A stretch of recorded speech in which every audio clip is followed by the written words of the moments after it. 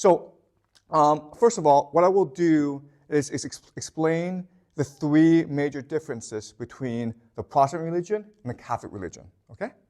So let's look at Catholic first.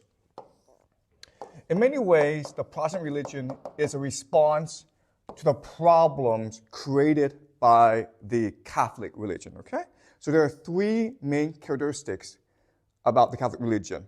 The first is the idea of orthodoxy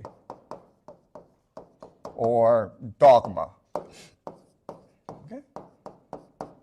So there's a set of beliefs in the Catholic religion that you must memorize. You're not allowed to question it. You're not allowed to interpret it. You must memorize it, okay? And what maintains the orthodoxy is the idea of hierarchy. So only priests and the ordained, those sanctioned by the Catholic Church, have access to the Bible. Only they can interpret the Bible properly. They are favored by God. The Pope is God's official representative on earth. Okay, so that's the idea of hierarchy. The last concept is the idea of justification by works. Okay? And the idea here is, if you want to be saved, you have to engage in the proper rituals. You have to do what the church tells you. Your actions matter more than your beliefs. Okay? Now, as we discussed in previous classes, these three main concepts that underpin the Catholic Church, they will create problems. Okay? So justification by works, it creates a problem of hypocrisy. All right? And the idea here is, it'd be nice if you believed in God. It'd be nice if you believed in what you were doing, but you don't have to, okay? As long as you do what you're told, you can still go to heaven, okay? It creates the idea of hypocrisy, and obviously, there are a lot of people who are opposed to this, all right? Hierarchy creates a problem of corruption. There's no real mechanism to prevent the priests from abusing their powers, and as we discussed last week, the priests do engage in a lot of corruption and abuses, okay? And the problem of orthodoxy is it creates disconnection, right? And the idea here is that ever since the dawn of human history, we humans are fundamentally religious. Our first and foremost need is to connect with God, to be with God, to work with God, and to access God, okay? And because of these three problems, disconnection, corruption, hypocrisy, there's always been dissent, there's always been rebellion against the Catholic Church in Europe. Remember last week we discussed the Cathars, the Waldensians, all right? So this has been an ongoing issue in the Catholic Church. So the Protestant religion was developed in response to these problems, okay? So let's look at the three major responses of the Protestant religion. Okay? The first response to orthodoxy is direct access. You don't need the priest to tell you what the Bible means. You can just read it by yourself. In fact, God wills that you talk to him directly by reading the Bible, okay? If that is the case, then the church must be fundamentally egalitarian. Because if everyone can access God, then everyone is equal in the eyes of God. But the fundamental demand now is justification by faith. You have to truly believe in God. You must develop your life around this faith in God, okay? So, on one hand, the Protestant religion is solving a lot of problems created by the church. But on the other hand, it's also creating a lot of problems as well, okay? So let's go very quickly over some of the major problems. If it's justification by faith, it creates a problem of anxiety. Why? Because how do you know you truly believe in God? Does that make sense? How do you really know you have faith? You have to constantly prove to yourself that you truly believe in God through actions, through works. Okay? You have to erase doubt in your mind. And this makes you anxious. It makes you antic, okay? So that's one huge problem created by the Protestant religion. The second big problem is a problem of diversity. If everyone is equal, then everyone can start his or her own religion. And what we will see during the Protestant Reformation is an explosion of different religions. They're all different sets of beliefs. There's only one Catholic Church, but there's like tens of thousands of Protestant denominations. Okay? Does that make sense? Okay? All right. So then with direct access, you are forced to have literacy, okay? You are forced to educate yourself.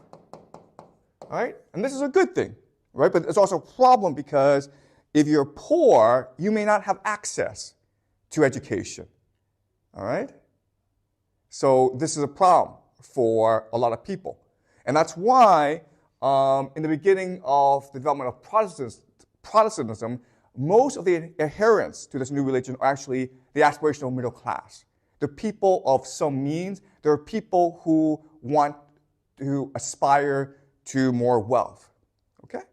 So this is the basic rundown of the differences between the Protestant religion and the Catholic religion. All right? All right. Are you clear about this? Or any questions so far? Is this clear to you? Okay.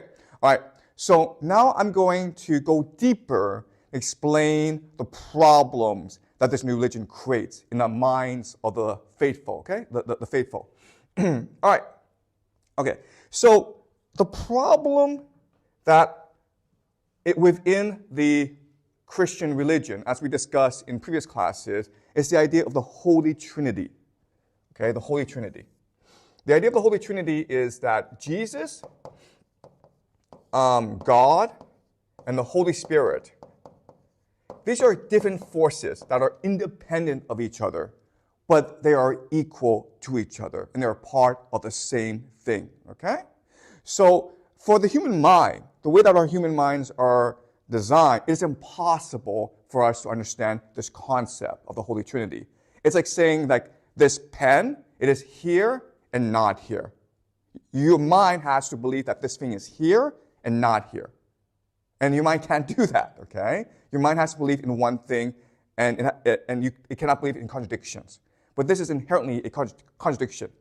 The only way that our mind can process this is by believing that this is a symbol. Okay?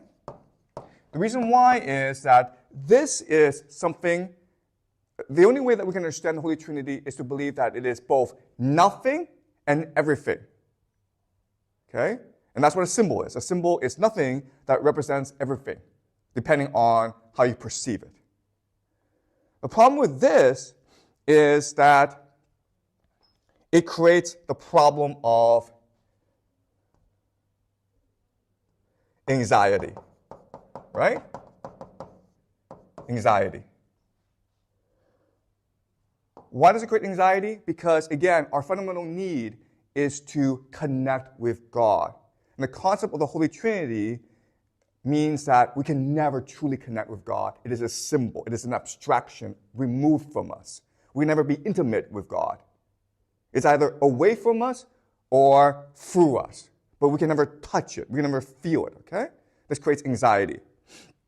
Before, this was not a problem because the church stood between you, the believer, and the Holy Trinity, okay? All you had to do was believe in the church, and you were fine. But then, what happens if you get rid of the church? Now you have to try to grasp what the Holy Trinity is. And again, remember, one of the main ideas of the Protestant religion is that you must struggle with your faith. You must recognize and fully realize your faith in God. Otherwise, you'll be condemned to hell. But as we already discussed, this Holy Trinity is impossible to understand. Okay? So this creates anxiety. Now, the thing about anxiety is it creates the problem of like OCD, okay? Obsessive-Compulsive behavior. Because anxiety comes about because of confusion, okay? What you want to do is remove this anxiety by ordering your physical world, right? People with obsessive-compulsive behavior, what do? They like to clean houses. They like to buy things. They like to lose weight. They're trying to order. The word we use is rationalize. They're trying to rationalize the world around them in order to reduce your anxiety, okay? All right, does that make sense? All right, have you studied obsessive-compulsive behavior? OCD, all right? It's caused by anxiety, and this anxiety forces you to try to rationalize the world, all right? Now, there's also a third problem in the Protestant religion, and it's the idea of double predestination. All right, okay, so this is a big concept, but it's very easy to understand. If you remove the church, because the church is too corrupt, the problem arises like, how do you know if you're going to heaven or not? Who's going to decide? And so a theologian by the name of John Calvin, he proposed the idea of double predestination. And the idea here is this: God, at the beginning of time, has already decided. And this decision is final. You cannot persuade him that he is wrong, because he is perfect, eternal, and immutable.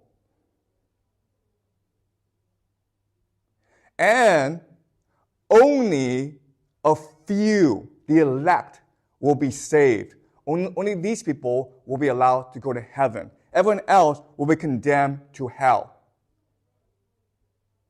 And who are the elect? The elect are those who truly believe that they have been saved. Only those who truly believe in God's mercy, in God's grace, will be saved. Okay?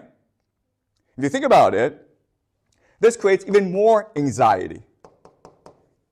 Because how do you know if you're one that's saved?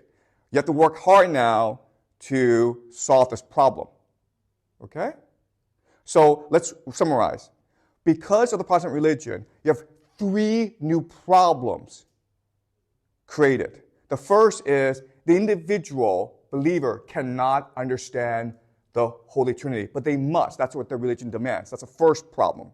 Second problem is the anxiety causes OCD, which makes them want to rationalize the world. It makes them want to order the world according to their faith. Okay, that's the second issue. The third issue is the idea of double predestination, which says that if you do not truly believe in God, if you do not actually figure out the grace of God, then you'll be condemned to eternal damnation. Okay? So these are the 3 major problems created by the Protestant religion. And so over time, okay, and this is a process that will take decades, centuries, they figure out a solution. All right? They figure out a solution.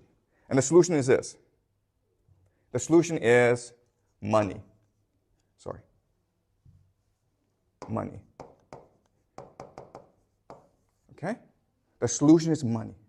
That's how you resolve these 3 paradoxes or 3 contradictions, 3 anxieties. All right? So, first of all, let me explain what money is. Okay? Money.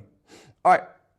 So, in the world, we are all different. We have different perspectives, okay?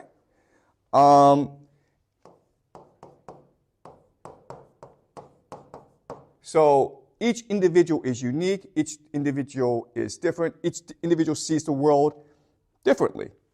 And this creates confusion. This creates problems, okay? If I ask you why you're in school, you might say, oh, I'm here to learn mathematics. I might ask someone else, like, oh, I want to go to America for college. Another person might be like, I want to learn, okay? Each person is different, okay? But what happens is this. If I introduce the concept of money, what it does is it standardizes, systemizes, clarifies, and simplifies everyone's understanding into one concept, into a coherent whole. Okay? So let me use an experiment to show you like why this is true. All right. So some experimenters, they gave everyone a wine test. They put 3 different bottles of wine in front of each person, asked each person to taste the wine, and then asked each person which wine is the best. And most people could not tell the difference. They were different. These are different bottles of wine, but they didn't know which one was better. Okay? Then what the experimenters did was they put price tags on each bottle of wine. Okay? $10, $20, $50. And then when the experimenters did this, everyone knew, oh, of course the $50 bottle of wine is better. Okay? So that's what money does. Money allows us to simplify the world in order to understand it. Okay? So all our beliefs, all our values, our judgment now is placed into this one symbol, money. But then what happens is we then take this money and we reshape the world according to money. Okay, does that make sense? Now I ask you, why are you going to school? Everyone's like, to make money in the future. Everyone agrees on this. Okay? So that's what money is. Money is a system to standardize everyone's thought. And then once the standardization happens, it reshapes reality into a rational order. Okay, does that make sense? All right? Okay, so let's go back. Okay, now that we understand what money is, we can now explain how money reduces the paradoxes, right? Money is a way for people to rationalize the world. You're anxious? What do you do to reduce this anxiety? Make money. Make more money. Don't stop until you make the most money, okay? Then, money is a way to resolve the God issue. Because money is also a symbol. So what you can do mentally is conflate God with money. Money is God. God is money. That makes sense to people, right? And now, because you've conflated God with money, you can now solve the predestination problem, which is like, oh, how do I know I have faith in God? Because I have a lot of money. Because I spend my entire life accumulating money. And how do I know I'm going to have it? Because I'm rich. My wealth shows that I have true faith in God. If I have true faith in God, then I must be one of those predestined by God to be the elect, and therefore I have nothing to worry about. All right? And because of this, the beauty of this system is this. It creates a concept of capitalism. Never before in human history have people believed that this was a good thing, that you should go accumulate money for the sake of accumulating money, okay? Before, it was always about accumulating money in order to increase your social status. So wealthy people would always spend their money holding community feasts, okay, on giving money to the poor, on helping the community. So remember Julius Caesar, when he died, he was the wealthiest man in the world, but he gave a third of his money to the poor people of Rome. He gave a third of his money to building parks for Rome. Okay, and the final third went to his adopted here, Octavian, okay? All right? But now, what's important is that you try to accumulate as much money as possible. Don't waste it, because if you waste it, it's corruption. It shows you lack the faith in God. All right? And that's why we have capitalism, because of the anxiety created by the Protestant Reformation. All right? And again, this is a process that will take centuries. It doesn't happen right away, okay? But it's a process that takes centuries, and it's a process that will define the world we live in today, okay? Even though today, most people are actually not Protestant, most people do not believe in double predestination, most people don't really understand the Holy Trinity, most people don't want to rationalize the world, we have absorbed this mentality, okay? We believe that we should accumulate money for the sake of accumulating money. That's why we worship people like Jack Ma, Elon Musk, Jeff Bezos. Even though if you think about it, they've just accumulated a symbol, right? The money is actually nothing. But we worship them because we believe that money is reality itself. All right? That's what capitalism is.